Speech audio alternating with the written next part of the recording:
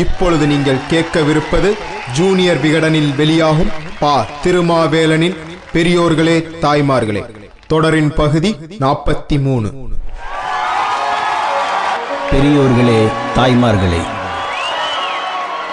ஜெயபேரிகை கொட்டடா கொட்டடா கொட்டடா என்று ஒரு காலத்தில் பஜனை கேட்ட சத்தியமூர்த்தி பவனில் இன்று சதா சண்டையும் சச்சரவும் தான் கேட்கிறது. EVKS இளங்கோவனுக்கும் ப. சிதம்பரத்துக்கும் ஆகவில்லை. தங்கபாலு முணங்கிக் கொண்டிருக்கிறார். வசந்தகுமாருக்கு ஏன் வர்த்தக பிரிவு பதவியை பறித்தார்கள், ஏன் திருப்பி தந்தார்கள் என்று முடிவுக்கு வருவதற்கு முன்னால் 3 விதமான மாற்றங்கள் நடந்து முடிந்துவிட்டன. பொது மேடையில் கைப்பையை இழுக்கும் அளவுக்கு நட்பு பாராட்டிய இளங்கோவன் மீதே விஜயதரணி புகார் செய்கிறார். விஜயதரணி மீது யசோதா பாய்கிறார். டாக்டர் செல்லகுமார் என்ன ஆனார் என்பதே தெரியவில்லை. கார்த்திக் சிதம்பரத்தை காணவே இல்லை. கராத்தே தியாகராஜன் வாட்ஸ்அப்பில் மட்டுமே இருக்கிறார். சென்னையில் இருந்து கிளம்பும் விமானத்தில் பயணம் செய்யும் 5% பேர் இளங்கோவன் மீது புகார் சொல்ல போகிறவர்களாக இருக்கிறார்கள். இளங்கோவன் தாம்பரம் போனாலே டெல்லி விசாரணைக்கு போகிறார் என்று வதந்தி பரவுகிறது. இதையெல்லாம் பார்க்கும்போது குஷ்புவுக்கு அடிக்கடி தலை சுற்றுகிறது. சுந்தர் தான் பதறி போகிறார். நக்மா வந்த ராசி இது என்று சொல்லிவிட முடியாது. தமிழ்நாடு காங்கிரசின் ரத்தத்தில் கலந்தது கோஷ்டி கானம்.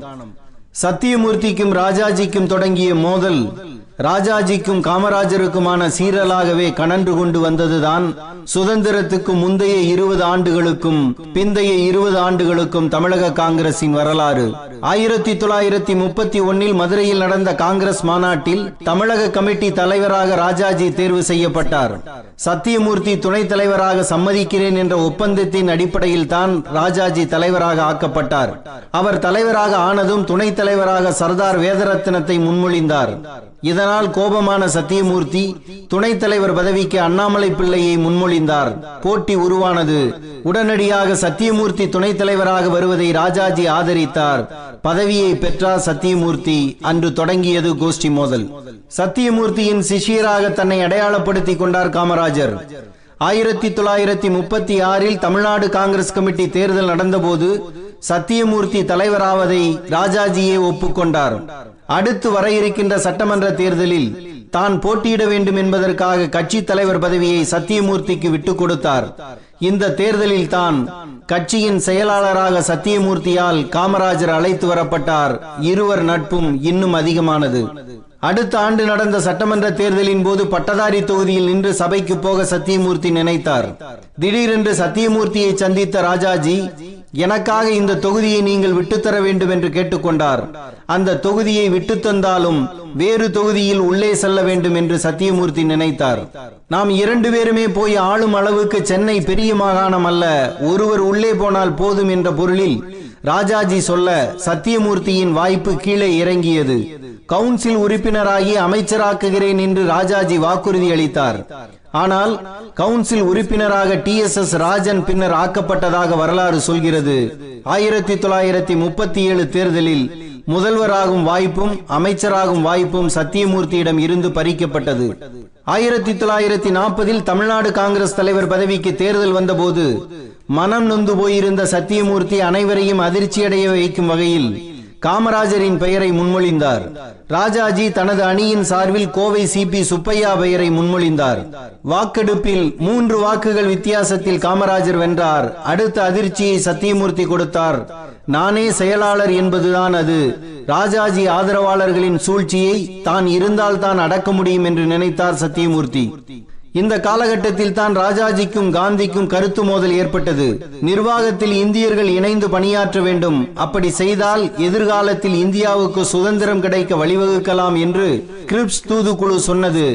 இது பின் தேதியிடப்பட்டு தரப்பட்ட செக் என்று காந்தி கிண்டல் அடித்த போது கிரிப்ஸ் திட்டம் நியாயமானதுதான் என்று ராஜாஜி கருத்து கூறினார். இதே காலகட்டத்தில் தான் முஸ்லீம் லீக் தனது பாகிஸ்தான் பிரிவினையை வலியுறுத்த தொடங்கியது. பாகிஸ்தான் பிரிவினையை ஏற்றுக்கொண்டு முஸ்லீம் லீக்குடன் காங்கிரஸ் சமரசம் செய்து கொள்ள வேண்டும் என்று அலகாபாத் காங்கிரஸில் ராஜாஜி கொண்டு வந்த தீர்மானம் 105 வாக்குகள் வித்தியாசத்தில் தோற்கடிக்கப்பட்டது. அலகாபாத் வந்த ராஜாஜிக்கு அன்றைய இந்து மகாசபை கருப்பு கொடி காட்டியது. பாகிஸ்தான் பிரிவினையை ஆதரித்த முதல் காங்கிரஸ் தலைவராக ராஜாஜி குற்றம் சாட்டப்பட்டார். அதுவரை ராஜாஜியை தனது வாரிசாக சொல்லி வந்த காந்தி சுண்ணாம்புக்கும் வெண்ணைக்கும் உள்ள வித்தியாசம் எனக்கும் ராஜாஜிக்கும் இடையில் இருக்கிறது. இந்தியாவை துண்டு போடுவதே மிகப்பெரிய பாவச் செயல் என்று கருத்து சொன்னார். எனது வழிக்கு காங்கிரஸ் திரும்பாவிட்டால் சென்னை மாகாணமும் இந்தியாவில் இருந்து பிரிந்துவிடும் என்று அடுத்த குண்டை தூக்கி போட்டார் ராஜாஜி. 1942 இருந்து காங்கிரஸில் இருந்து விலகினார் ராஜாஜி. வெள்ளையனே வெளியேறு என்ற ஆகஸ்ட் புரட்சியின் போது காங்கிரஸில் இருந்து தனியாக இருந்தார் அவர். அவர் எழுதி வெளியிட்ட அரசியல் விமோசனம் என்ற புத்தகம் பிரிட்டிஷாரோடு சமரசத்துக்கு தூண்டுவதாக இருந்தது. இதனால் ராஜாஜி கடும் எதிர்ப்பை சம்பாதித்தார். 2 ஆண்டுகள் கடந்தன. திடீரென்று திருச்செங்கோடு தாலுகா காங்கிரஸ் கமிட்டியில் இருந்து தமிழ்நாடு காங்கிரஸ் கமிட்டி தலைவர் காமராஜருக்கு ஒரு கடிதம் வந்தது. ராஜாஜியை உறுப்பினராக தேர்வு செய்திருப்பதாக அறிவித்தது அந்த கடிதம். கட்சியிலே இல்லாத ஒருவரை எப்படி தேர்வு செய்தீர்கள்? இப்படி ஒரு தேர்தல் நடந்ததே தனக்கு தெரியாது என்ற காமராஜர் அந்த தேர்தல் செல்லாது என்று அறிவித்தார். அப்போதுதான் ஒரு பத்திரிகை காமராஜரை கண்டித்து பெரிய பதவியும் சின்ன புத்தியும் என்று எழுதியது. தமிழ்நாடு காங்கிரசுக்கே தெரியாமல் அகில இந்திய காங்கிரஸ் கமிட்டி ராஜாஜியை சேர்த்து கொண்ட தகவலும் கசிந்து வந்தது.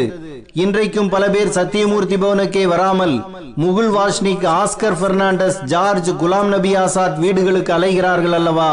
அது அன்றே தொடங்கிவிட்டது. காமராஜர் தலையாட்டி பொம்மை அல்ல.